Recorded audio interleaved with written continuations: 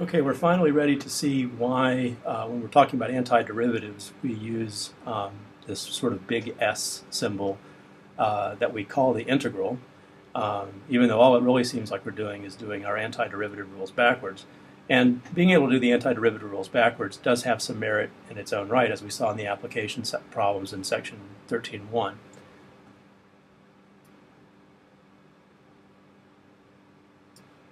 So the punchline here is the idea of a definite integral. The definite integral is a mathematical construct that measures area. And when we talk about area, we're talking about the area that's created between the graph of a function and the x-axis. So this is really how the integral is defined, what it's defined for.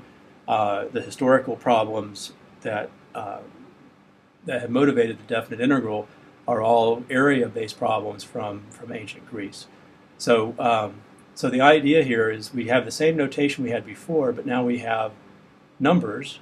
I know these are letters, but they're supposed to refer to numbers here on our number line. So in this problem, we're talking about A and C, so we're talking about this number and this number. The idea of this integral notation, it's exactly the same as we had before, but with numbers there, is that this is supposed to measure what we call the net area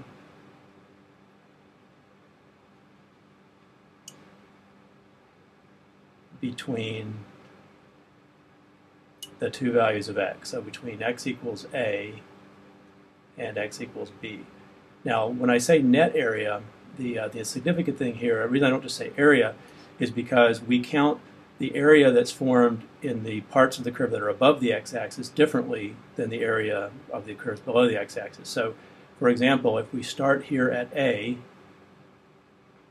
x equals a, so this small a is what I'm talking about, and we end out here at x equals c, oops, so we end out there, I want to look at the regions that are created between the curve and the x-axis, starting here, ending here. I want to take any area that's above the x-axis and count it as a positive area contribution, and take the pieces below the x-axis and count them as a negative contribution. So the yellow region, capital A, should be counted positively. This red region B, capital B, should be counted negatively, and the blue region, capital C, should be counted positively. And so the net area will be the area of A plus the area of C, because those are above the axis, and then we would subtract the area of region capital B. So this should be a C here. So in the integral notation, this first number is always the leftmost number, and the top number is the rightmost number across the interval. So they tell us each of these numbers, so this is really just an arithmetic question. 1.27 plus the area of C is 5.551, and area B is 2.365. So I'm literally just adding up the areas above the x-axis and subtracting the areas below the x-axis. So that's what the definite integral is actually defined to do. Well, that still doesn't explain either the notation, why we use a big capital S, or why it has anything at all to do with the antiderivative problems we were doing in 13.1. So let's first talk about why we use the capital S. We can define the definite integral in terms of sums. If we really wanted to try to find an area between a curve and the x-axis, one way that we could do that is to approximate it by taking the picture of the region, cutting it up into a whole bunch of small strips, and then drawing over each of those strips, drawing a geometric figure whose area we actually know a formula for. So rectangles are a popular way to do it. So what you see in the picture here is the problem would be, no, it's not labeled here, but this tells you the A and B.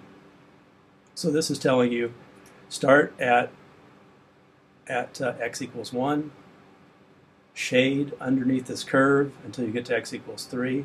Now notice that the curve here, the region here, is all above the x-axis, and so this is going to be a positive area. We're not going to have anything to subtract, just to keep it simple. So the integral from 1 to 3 of the function is written there, so that's x squared plus 7x plus 3 And of course, I always have the dx there that goes with my capital S notation, my tall S notation. So this is the notation that we would use to describe the area of this region.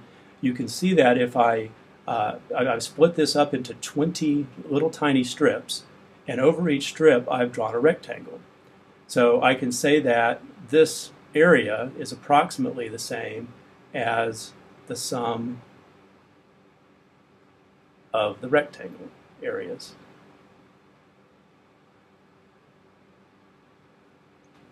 Now, it's not going to be exact, but the idea, just like everything else in calculus, is that we think about how to approximate something, like we thought about how to approximate a slope, and then we use the limit idea to get the answer to be exact. So the idea here is that we would think of this as an approximation, and formally the definition would be that we would take the limit of that approximation as the number of rectangles gets larger and larger and larger. So clearly 20 rectangles does an okay job estimating it. 200 rectangles would do even better. 2,000 rectangles even better. And the more rectangles, the better that approximation would be. And so that gives us our formal definition. The fact that we are summing here, we're summing something up, tells us two things. It's why we use this notation. It really is supposed to reflect an S, summation. It also tells us why we use the word integral. Integrating means to put things together. And so we talk about integrating to mean that we would break a problem up into little pieces and then add them all back together again. So putting them back together again is where the integral gets its name. The dx here still doesn't make much sense, but if you think of this as, if you really thought of this as multiplication, the dx means some very small amount of change in x. And the small change in x in the picture over there is the rectangle width. This thing, x squared plus 7x plus 3, remember that's the equation of the curve. And so those are the y-coordinates of the curve. The y-coordinates along the curve are all given by the expression y equals x squared plus 7x plus 3. So the y-coordinates are the heights of the rectangle. So now hopefully you can see where the notation comes from. This is the height of a rectangle. This is the width of a rectangle. So if I do height times width of a rectangle, that's the area of a rectangle. So literally this notation says I am summing the areas of the rectangles. Now we don't really need to know that in order to be able to answer questions about the area. We do have a theorem that we can prove and use that as a tool. But sometimes it does help to know the notation, know where the notation comes from, so that it makes sense. So that answers why we use the big S and why we use the notation and the word integral, but it still doesn't answer why this has anything at all to do with antiderivatives. So now we'll see what this has to do with derivatives. This got chopped off a little bit on my screen, so let me. This is actually running from a equals 1 to a equals 3.1. So the difference in these two pictures, there's a slight difference. This one is using 20 rectangles to estimate the integral from 1 to 3 of x squared plus 7x plus 3. And this guy is estimating the integral from 1 to 3.1 of x squared plus 7x plus 3. So the only difference is this one has one more tiny strip. So there's one extra little rectangle on the end there.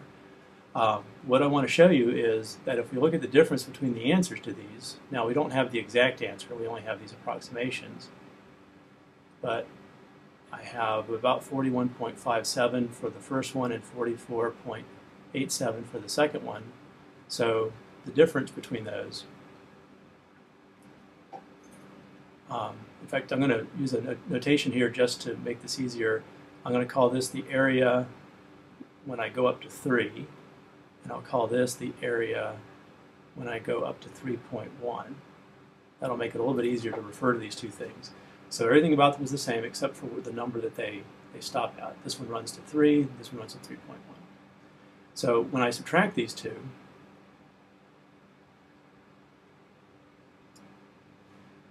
so subtracting these two numbers gives us, so 44.87 minus 41.57 gives us 3.3. And the idea here is that when you've done the subtraction, when you find the difference between these things, you really found the difference between a function's value between 2 points close together. So if we think of the area here as a function, a of x, where the top number is then variable, then what we've really done is we've subtracted the output of the area function between 2 points close together. And that should remind us of the derivative idea that we started with the difference quotients. So if instead of just doing that, I did this entire expression, where I do not just the change in the area, but also divided by the change in those numbers at the top, then I get 3.3 divided by 0.1, which is 33. The significant thing about that is that what you've really gotten here, this 3.3, is really the area of that final little rectangle. That's the only difference. When you subtract the two, you get the area of that little rectangle. That 0.1 is the width of that rectangle. So 33 is the height of that last rectangle. And the significant thing about that is that the height, remember, is given by the y-coordinates on the curve. And so this would be the same thing as 3 squared plus 7 times 3 plus 3. That's the y-coordinate of the curve above that point. And if you check, that really is the right thing.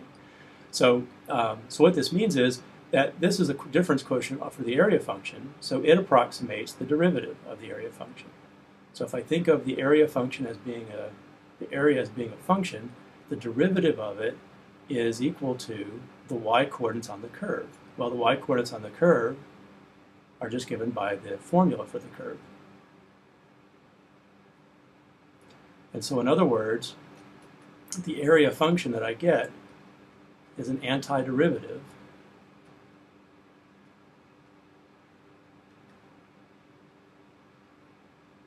of the original function. So it's an antiderivative of the thing that's in here.